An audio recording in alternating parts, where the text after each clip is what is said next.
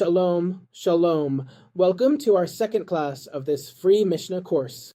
If you haven't seen the previous classes, please go to our channel and look for the classes you haven't seen in the video section, because there is so much content. There will be many topics that won't be repeated.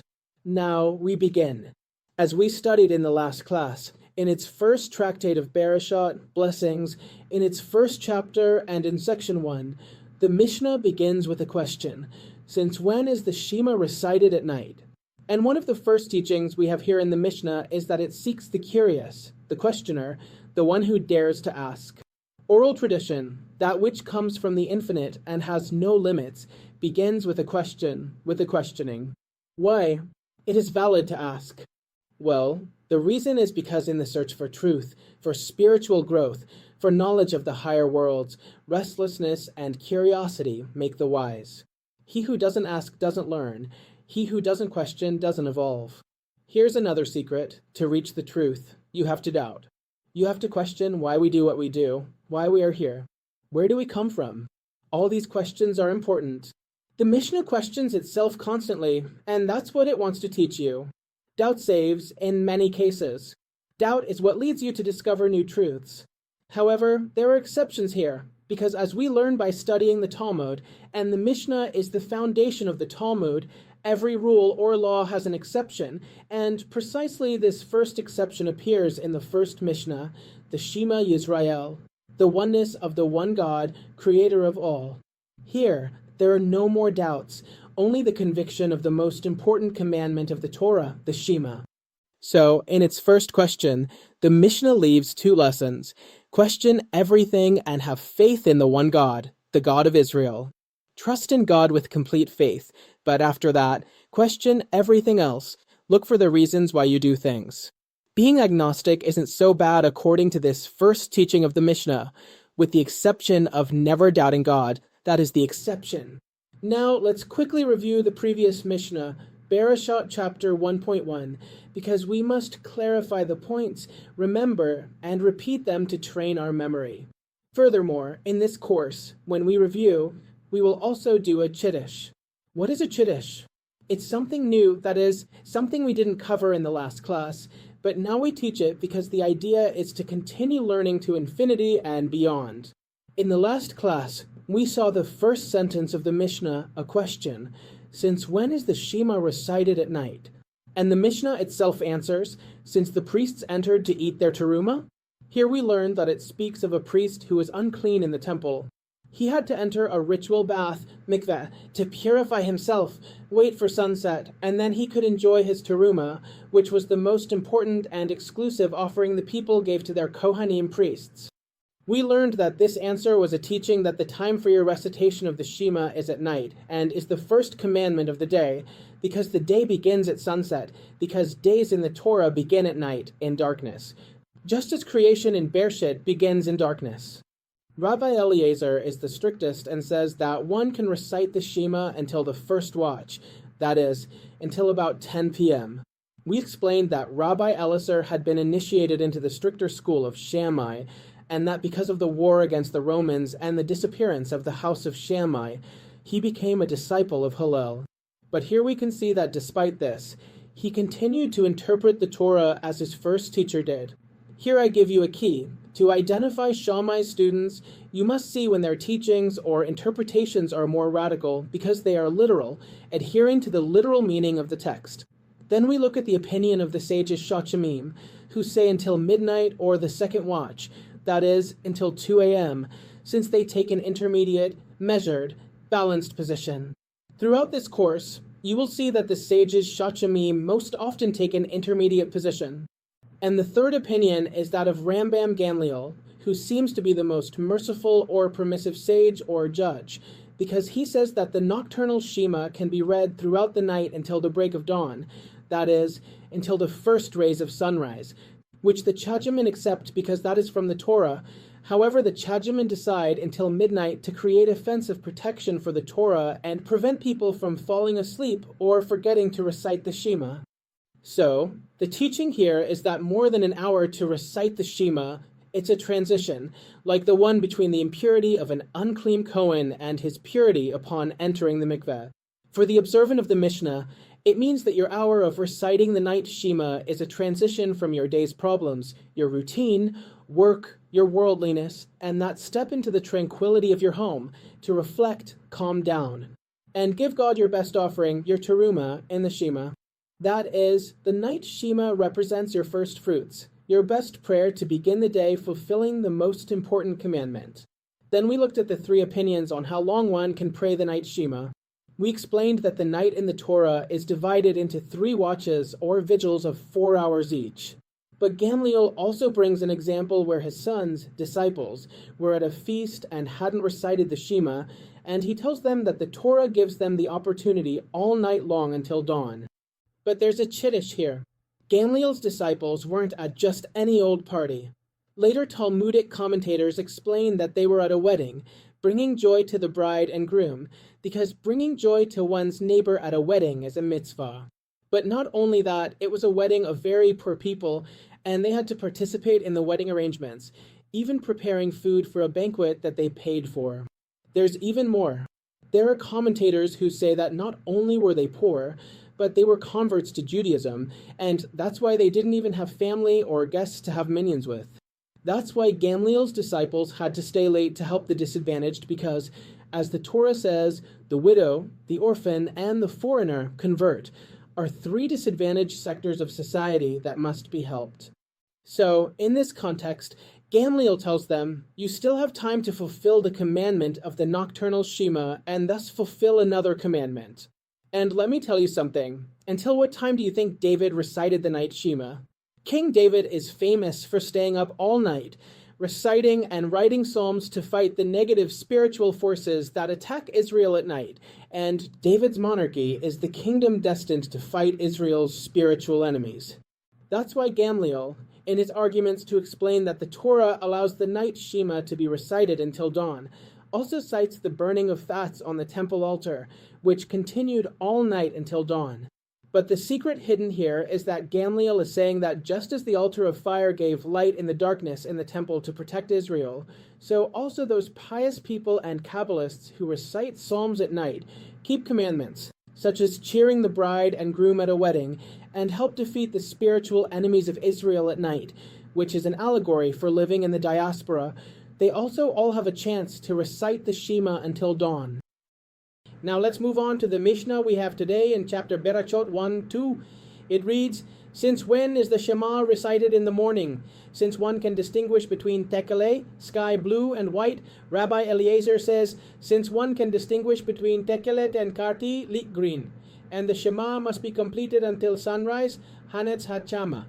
Rabbi Yehoshua says, until 3 hours after sunrise, since that is the custom of the sons of kings, to rise at 3 o'clock in the morning. Whoever recites it from that time on does not lose totally, for it is like someone who studies the Torah, and he is rewarded as such. Now we're ready to explain. Well, as you can see, the question isn't about the night Shema, it's about the morning Shema, which leaves us with a curious fact. The first 2 commandments of the Torah for man are to recite the Shema at night, the first, and to recite it in the morning, the second, and they are only separated by the hours of sleep. In other words, the first 2 commandments of each day are the same, the recitation of the Shema. When does the day begin? I'm not referring to what the clock says or what calendar apps dictate. I'm referring to what really matters. When does commitment, conscience, and duty begin? Halacha, that sophisticated spiritual machinery that regulates every last breath of Jewish life, poses a seemingly simple question. Since when has the Shema been recited in the morning? And no, the answer isn't at 6:30 with coffee.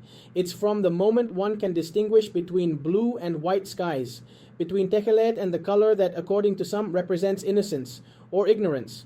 Before continuing, we invite you to subscribe to our channel, like this video, and share it with those seeking to understand the world from a different perspective.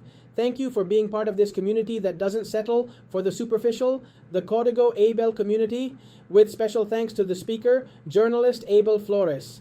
The morning Shema, that radical declaration of monotheism and loyalty, isn't said when one wants to. It's said when the world becomes clear enough for us to see what was previously mixed. Confused. Because distinguishing between the blue of the sky and pure white is in reality a way of saying you can see now. You are no longer asleep. But Rabbi Eliezer, never satisfied, with the obvious due to his literal stance on the text, proposes a more demanding level, distinguishing between tekhelet, a kind of light blue, and leek green. Because of course, if you're going to wake up, let it be complete.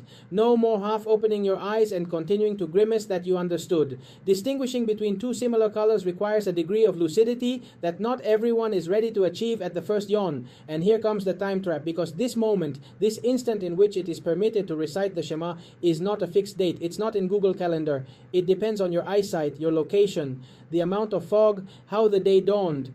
It's a halacha that depends literally on the eyes of the witness. That is, on your ability to see what is in front of you. And as if that weren't enough, the Mishnah reminds you that you have until dawn. But not just any dawn. Not that hazy one you see through the window when the sky begins to lighten. No, we're talking about Hanetz Hachama, the exact instant the sun rises. Not a minute before, not a second after. A surgical punctuality for a spiritual act, because apparently God also has a stopwatch.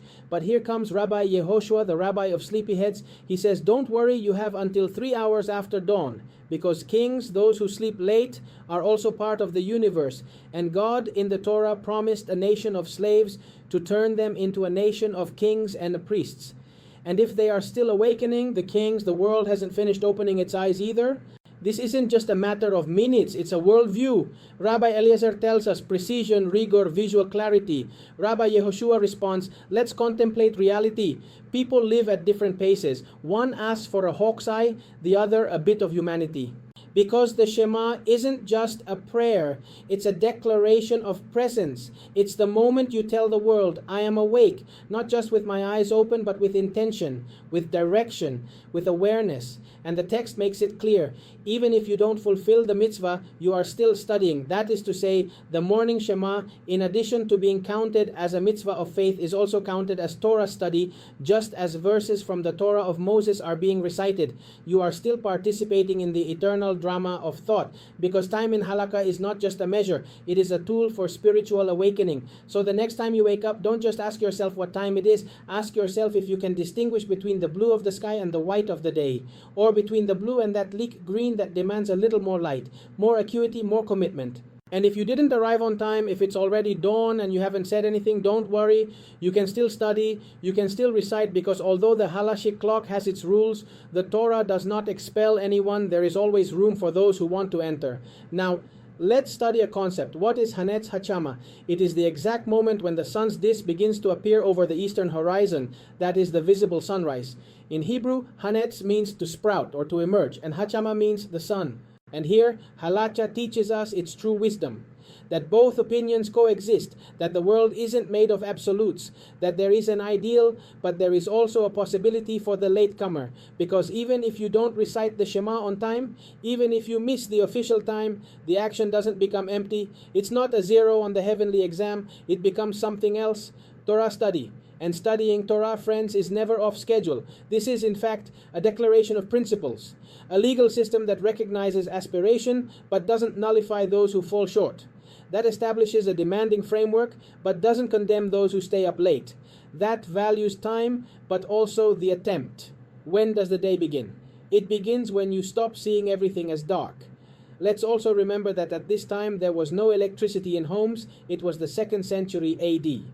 This moment has great halakhic, Jewish legal importance, as it marks the optimal time for certain daily and morning mitzvot, such as reciting the Shacharit Amida, ideally for Vatikin, the pious ancients. Another topic to explain what is tekhelet, what do a sea mollusk, a fringe hanging from a garment, and the idea of obeying God from the hem of one's garment have in common? It sounds strange, but it is deeply spiritual.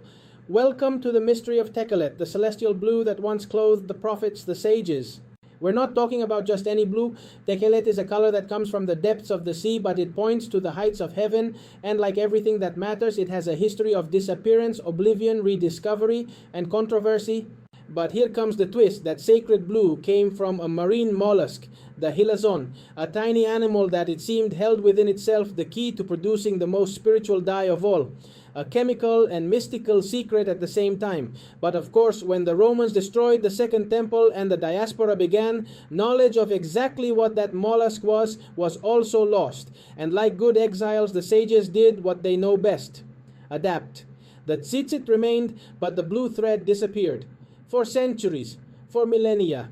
until in the 19th century some visionaries asked themselves, what if we find it? With the scientific romanticism of the modern era and a hint of rabbinic obsession, they began searching for the chilazon. And yes, there are candidates. The strongest, the Murex trunculus, a mollusk that surprisingly produces a dye that turns blue if exposed to the sun, halachic magic or chemistry, depending on who you ask. As today, organizations like Til Teshle in Israel are making Teshelet again, just like in ancient times. And many people use it. Religious Zionists, Chabad Hasidim, and many others who feel that the blue thread is a reconnection to a lost identity. But, of course, not everyone is convinced. Some say it's not the original dye. That one can't be sure. It's better to stay completely white until Mashiach comes and explains what it really is. And here's the conflict. The Torah commands it, the Talmud exalts it, but for centuries no one used it. So is reintroducing it restoring a truth or creating a religious fashion? Are we reviving a lost mitzvah or simply painting our yearning for authenticity blue? But now that it's suspected, the question is, are you going to ignore it or are you going to hang a blue thread on yourself like a promise of heaven? And no, it's not just for scholars or mystics, it's for anyone who understands that clothing doesn't just dress, it speaks, and in this case it speaks in blue. In the book of Numbers, God tells Moses, put a thread of tekhelet on the fringes of your garments. It's not an accessory, it's a command. And it's not aesthetic, it's active memory, so that you may see it and remember the commandments. Each fringe hanging from the corners of the talit is a reminder that there is a law above you, and among those threads, a blue one that represents the sky. But beware, not for its beauty, but for what it symbolizes. Why the tekhelet? Because its color resembles the sea. The sea resembles the sky. And the sky, the throne of God. Ingenious, isn't it? A visual chain that takes you from the visible to the transcendent.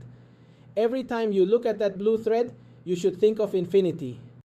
Well, now that some of the basic concepts studied here have been explained, let's reread our Mishnah in Berakhot 1.2. Since when is the Shema recited in the morning? Since when can a person distinguish between the blue of the sky and the white of the fringes or zitziat of his prayer shawl or talith? Rabbi Eliezer says, since when can one distinguish between the blue of the sky and the green of the leek? That is it more rigorous than the Shachemim? And one must finish reciting the Shema by the end of the period when one wakes up, that is, at dawn, when the sun begins to shine. In other words, Rabbi Eliezer considers that the morning Shema should be recited fairly early, around 6 a.m. The good thing, remember, is that Rabbi Eliezer also says that the reading of the night Shema is done until the first watch. That is, he commands us to go to bed early as well, at least, the sleepy heads will say.